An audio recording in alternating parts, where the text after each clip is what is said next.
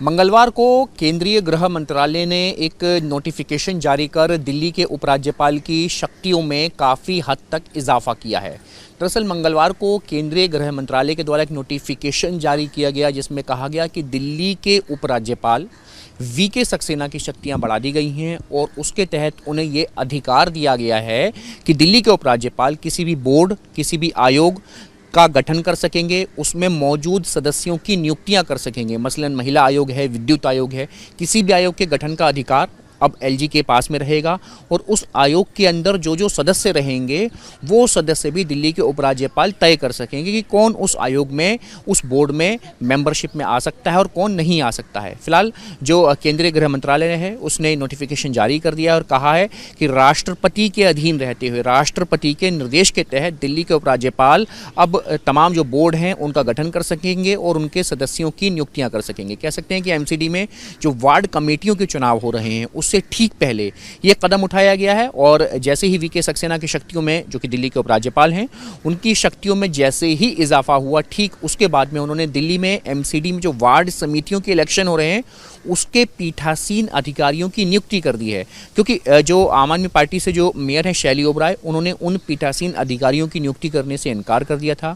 उपराज्यपाल ने फौरन पद संभालने के बाद में पीठासीन अधिकारियों की नियुक्ति की है और यानी कि कह सकते हैं कि दिल्ली सरकार बनाम उपराज्यपाल का जो एक कोल्ड वॉर था, जो एक मसला था, जो निरंतर चला रहा था, जो कि एक डिबेट का विषय है, जो कि एक डिस्कोर्स का विषय है कि किसकी शक्तियां किसके पास में है, कौन किस शक्ति का उपयोग कर सकता है, दोनों ही पक्ष एक दूसरे पर अक्सर आरोप लगाते रहे हैं। और अब इस तरीके से केंद्रीय गृह मंत्रालय के नोटिफिकेशन जारी होने के बाद दिल्ली के उपराज्यपाल की शक्तियों में एकाएक इजाफा होने के बाद में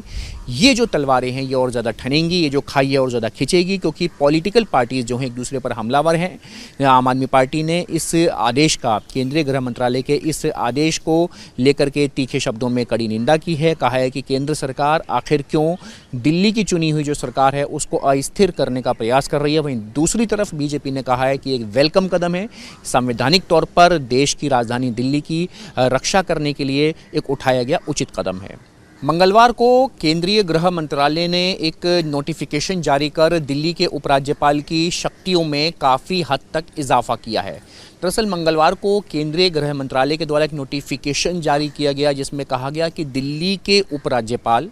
वीके सक्सेना की शक्तियां बढ़ा दी गई हैं और उसके तहत उन्हें ये अधिकार दिया गया है कि दिल्ली के उपराज्यपाल किसी भी बोर्ड, किसी भी आयोग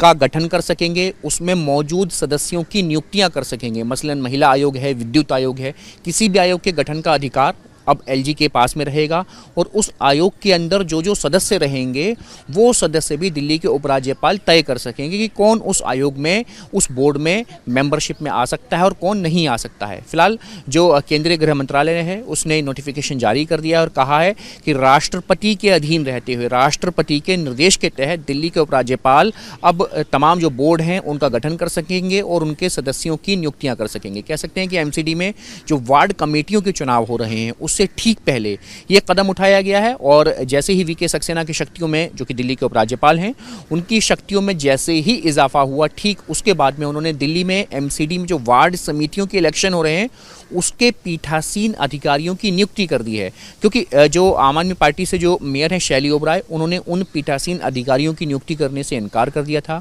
उपराज्यपाल ने फौरन पद संभालने के बाद में पीठासीन अधिकारियों की नियुक्ति की है और यानी कि कह सकते हैं कि दिल्ली सरकार बनाम उपराज्यपाल का जो एक कोल्ड वॉर था, जो एक मसला था, जो निरंतर चला रहा था, जो कि एक डिबेट का विषय है, जो कि एक डिस्कोर्स का विषय है कि किसकी शक्तियां किसके पास में है, कौन किस शक्ति का उपयोग कर सकता है, दोनों ही पक्ष एक दूसरे पर अक्सर आरोप लगाते रहे हैं। और अब इस तरीके से केंद्रीय गृह मंत्रालय के नोटिफिकेशन जारी होने के बाद दिल्ली के उपराज्यपाल की शक्तियों में एकाएक इजाफा होने के बाद में ये जो तलवारें हैं ये और ज़्यादा ठनेंगी, ये जो खाई है और ज़्यादा खिंचेगी, क्योंकि पॉलिटिकल पार्टीज़ जो हैं एक दूसरे पर हमलावर हैं। आम आदमी पार्टी ने इस आदेश का, केंद्रीय गृह मंत्रालय के इस आदेश को लेकर के तीखे शब्दों में कड़ी निंदा की है। कहा है कि केंद्र सरकार आखिर क्यों दिल्ली की चुनी हुई जो सरकार है उसको अस्थिर करने का प्रयास कर रही है। वहीं दूसरी तरफ बीजेपी ने कहा है कि एक वेलकम कदम है, संवैधानिक तौर पर देश की राजधानी दिल्ली की रक्षा करने के लिए एक उठाया गया उचित कदम है। वीडियो जर्नलिस्ट सुमित के साथ Manideep Sharma, news nation. News nation अब व्हाट्सएप पर खबरों के ताजा अपडेट के लिए न्यूज नेशन के इस क्यूआर कोड को स्कैन करें।